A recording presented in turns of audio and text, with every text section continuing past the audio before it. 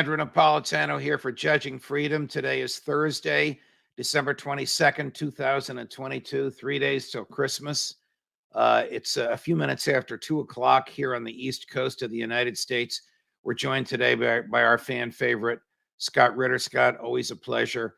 Welcome here. So I understand since you were last on with us, you have received some criticism from Russian bloggers who essentially agree with you, but they think you've been, quote, too optimistic about the likely Russian victory in Ukraine.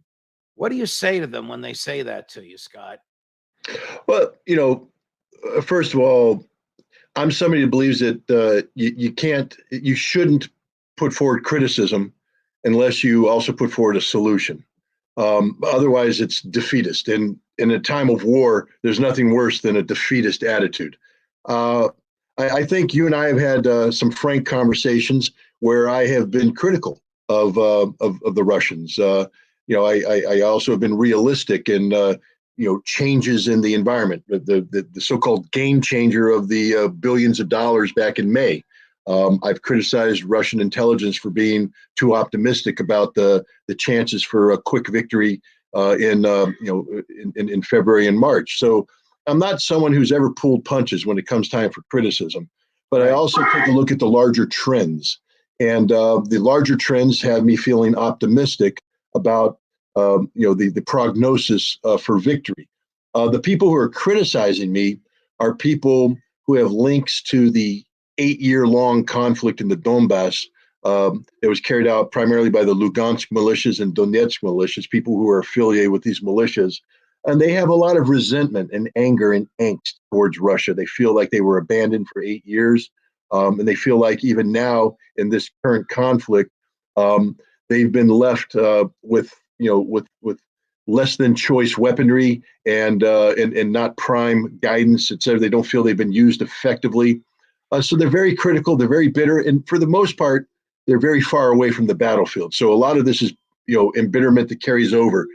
And so I've taken umbrage over what I feel to be their commentary that if this was an American giving commentary about an American operation, I would say you're literally playing in the hands of the enemy. You're highlighting everything the Ukrainians and the Americans and NATO want to say bad about Russia, and yet you provide no outlet. And what I mean by outlet is I have no problem with people saying this is wrong, that is wrong, that is wrong. Please bring it all on, that for anything on either side.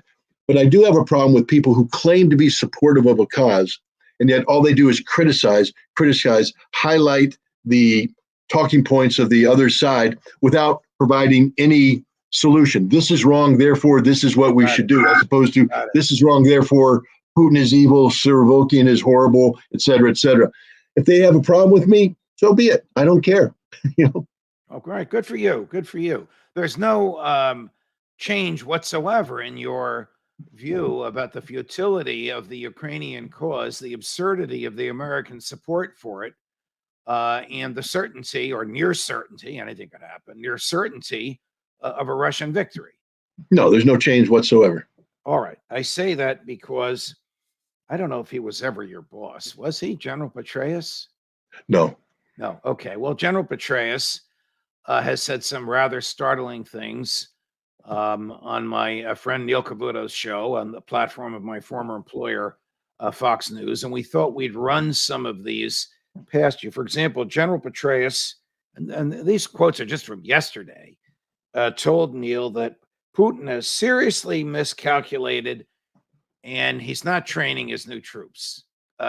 He is obviously completely miscalculated from the very beginning. He has reacted as Ukraine has seized the strategic initiative as it launched counteroffensives, first won the battles of Kyiv and other northern cities, of Kharkiv, retook part of the area that is to the west of the Dnipro River down in the south, and launched a very impressive counteroffensive in the east. He's tried everything he can that would be domestically palatable to mobilize additional forces. It's not going well. They aren't training and equipping them adequately at all.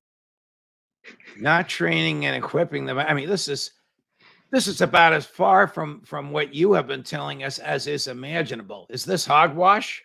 Yeah, it's 100% hogwash. With all due respect to the general, I mean, this is a man who should have, given his age and his pay grade.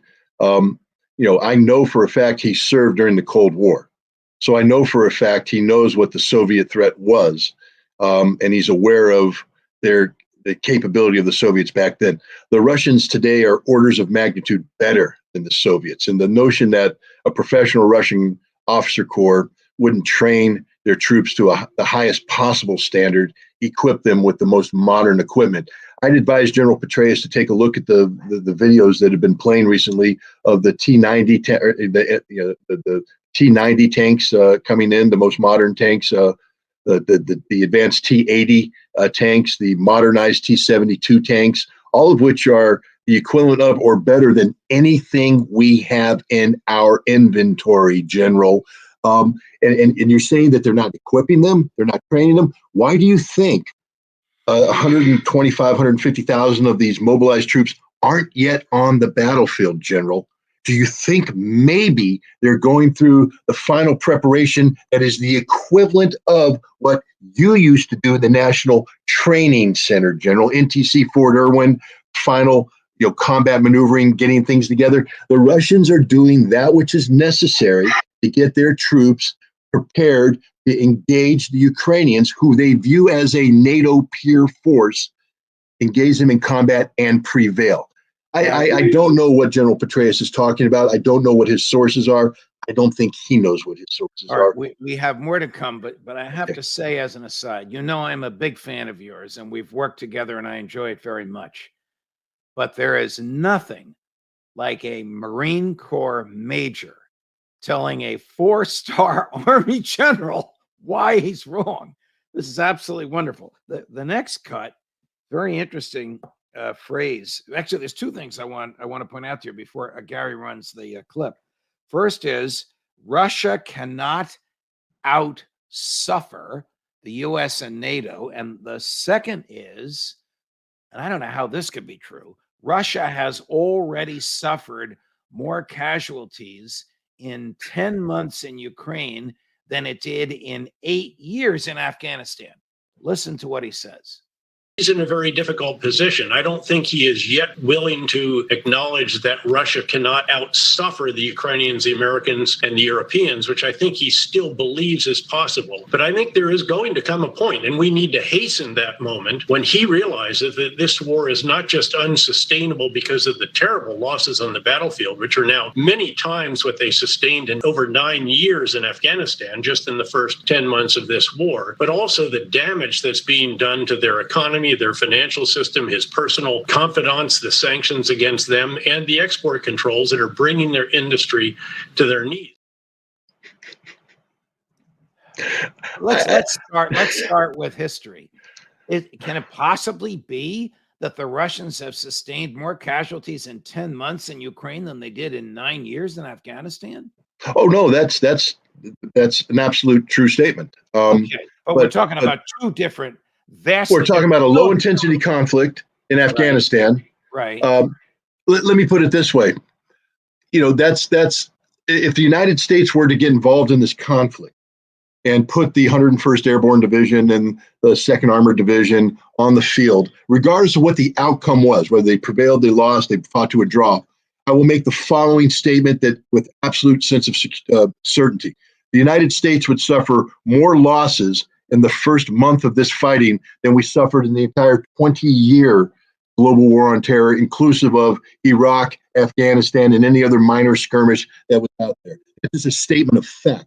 Modern warfare is bloody business, and General Petraeus should know this. He should know that there's a huge difference between this kind of large-scale ground combat in Europe and what the Russians were doing in Afghanistan. Just like if the Americans were to get involved, it would be orders of magnitude different between that kind of fighting and what we did in Iraq and Afghanistan. This is just an absurd statement by a general who is, I don't know, seeking short-term, attention on the media because it's an absurd statement. And General Petraeus, it's an absurd statement. That's what gets me. You What do know you think this. he's talking about when he says that Russia cannot outsuffer the U.S., Ukraine, and Europe, by which he means collectively NATO? Yeah. Well, first of all, the idea that Russia's suffering is an absurdity beyond belief. Right. General Petraeus, while there's still an ability, please take your passport, buy a ticket, fly to Moscow, walk along Moscow, go to Red Square, walk along the GUM shopping center, walk along the streets of Moscow. You're going to see lighting. You're going to see stores full of stuff. You're going to see happy people on the streets, no demonstrations, no nothing. What suffering are you talking about, General? Because I know that if you go to Kiev, you're definitely not going to see that. You're not going to see that in any city in Ukraine. You're not going to see that in most cities in Europe where lights are out, dimmed, people are told to turn things down. So if you're talking about suffering, but let me also remind General Petraeus of the following. 27 million dead, General. You think you can outsuffer the Russians?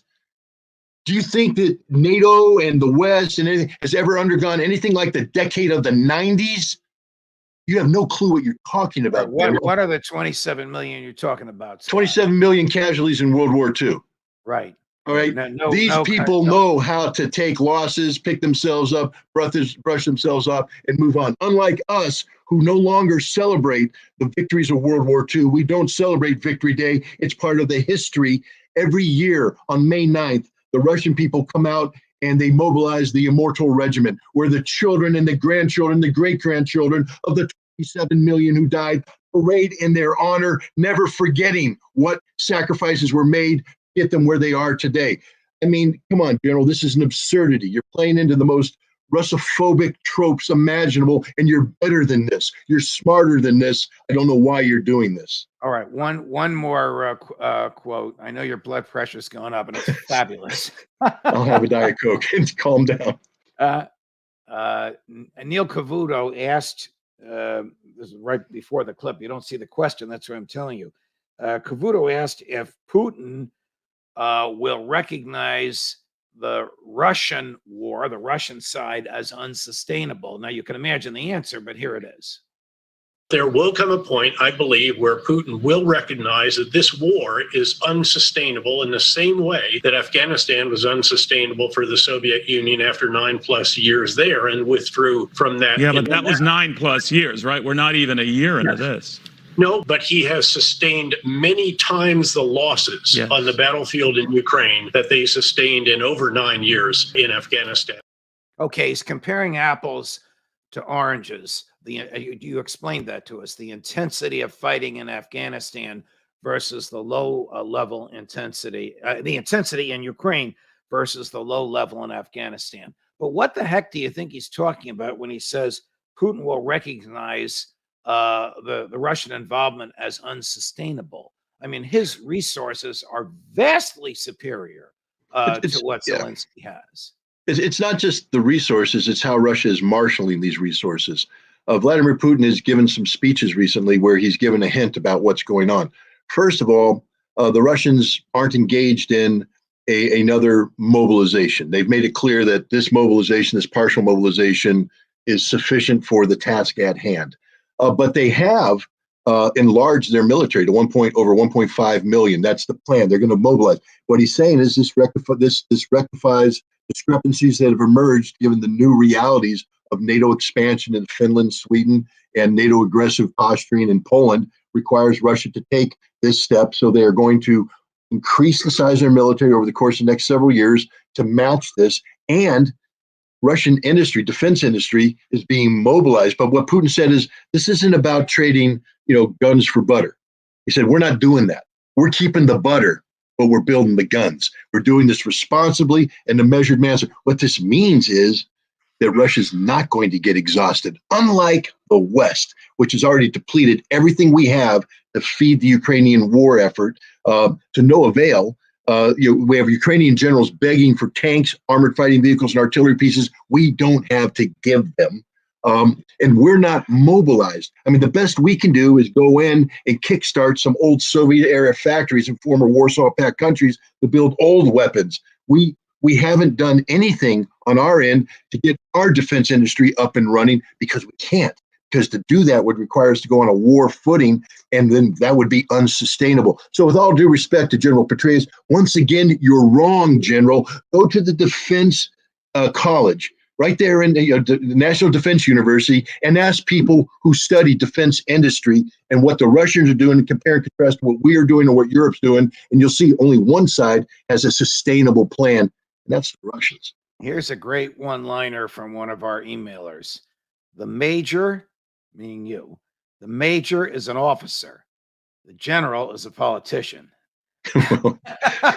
I guess you can't get a star on your shoulder without being a politician. No, I mean, unfortunately, nowadays you can't get the eagles of a colonel without being somewhat of a politician. Yeah. About an hour ago, President Putin said the following: "Our goal is not to spin the flywheel of military conflict, but on the contrary, to end this war. We will strive for an end to this, and the sooner the better, of course." Just an hour ago, sending a message or just stating the obvious? Everybody wants war to be over, but you want it to be over on your terms. Well, and that's what he's doing. He's doing both. I mean, the fact is there will be no negotiated settlement to this conflict. That's what Putin is saying. That bringing this war to the shortest possible conclusion means we're going to win this war. He's doubling down on victory. Okay. And so again, General Petraeus, you're wrong. Russia's seeing this thing through. They're seeing it through to the end, and victory will be on their terms. That's their plan. Now, we all know that things can happen, et cetera, but Russia is better positioned to accomplish its objectives than the United States, NATO, and Ukraine are to accomplish their objectives. We're going to play you two clips back to back from last night from President Biden speaking with President Zelensky, and then President Zelensky answering a question about, you'll believe this, but his laundry list of what he wants will blow your mind. What is a just peace? Run both clips, Gary. He continues to be wrong. The sooner he makes it's clear that he cannot possibly win this war, that's when the time we have to put this president in a position to be able to decide how he wants the war to end. Just peace? I don't know. I don't know what just peace is. It's a very philosophical description. You know, for all of us, just peace is different. For me, as a president, just peace is no compromises as to the sovereignty, freedom, and territorial integrity of my country, the payback for all the damages inflicted by Russian aggression. Okay, so he wants the territory back, and he wants to be paid for every brick that was moved by Russian missiles. I get it. You always ask for more than you want. Is he credible? Actually, are either of them credible? No, look, let's be clear about Zelensky's visit. It was a made-for-TV moment for domestic American political consumption. It has nothing to do with reality. They brought in a prop, their toy prop. Zelensky brought him in, put him in the White House for this little press conference, and he got to give his little speech in front of Congress. For what purpose? Because we have a lame duck session of Congress that the president is desperate to get to a rubber stamp, a $33 to $43 billion, monetary aid to Ukraine, knowing that soon the Republicans are going to take over the House and they're going to start asking uncomfortable questions about accountability, why are we doing this, et cetera. Now, to do this, the president has to create a distraction. Zelensky was the distraction. This concept of a noble, democratic leader, etc. The dogs are agreeing with you, Scott. The dogs are singing the praises of hopefully me, or they might be debating me. But the bottom line is, this was a domestic political moment. It has nothing to do with reality. Neither Biden nor Zelensky is populating the sphere of reality. This is fantasy-based words, and it'll be nothing in a couple months because the Russians are going to dictate the terms of reality. From an American domestic political point of view, the $1.7 trillion spending package, which of course I would have voted against were I in the Congress, that Chuck Schumer and Nancy Pelosi, Kevin McCarthy, and Mitch McConnell have agreed to, has $6 billion more aid to Ukraine than Joe Biden asked for. So they've already allotted $65 billion. They're now going to allot another $47 billion. Biden asked for 41. $100 billion to be dispersed at the discretion of the President of the United States in whatever form he wishes, cash, hardware, whatever, to Ukraine. That's what I would ask the average American this: and I know I'm not insulting your viewers, who I believe are educated, spot on, but the average American out there. First of all, start off with point Ukraine out on a map. If you can't, why are we sending them $100 billion? Second of all, explain to me why Zelensky is a Democratic leader. What's the name of his party? What percentage of the votes did he get elected? What was his platform? How has he deviated from that platform? Is martial law in play? I'm trying to say that when you sit there and nod your head when Nancy Pelosi and Joe Biden call him a great Democratic leader, you can't articulate why he is. You're just dumbly nodding to something you don't understand. And if you don't understand it, why are we funding it? This is fundamental. We have so many problems here at home. Look, I believe in a strong national security. I believe that there is a time to underwrite genuine movements around the world that benefit American national security. Ukraine ain't it. And yet the American people are sitting here dumbly nodding their heads at $100 billion when, down in Florida, we have hurricane recovery victims that need money. We have people still suffering from prior natural disasters. We have homeless. We have medical problems. We have, you name it, we got it. We should be taking care of our problems at home before we give money away to people that we don't understand. And therefore, you just shouldn't fund that which you don't understand, because at the end of the day, you're funding one of the most vile, odious ideologies imaginable, the ideology of Stepan Bandera and extreme white supremacist Ukrainian nationalism. Not a single dollar. Every year Congress says the same thing. No money should go to the Azov regiment, they say. It's right there in the Defense Appropriation Bill. And yet we're giving $100 billion to a government that empowers the Azov regiment.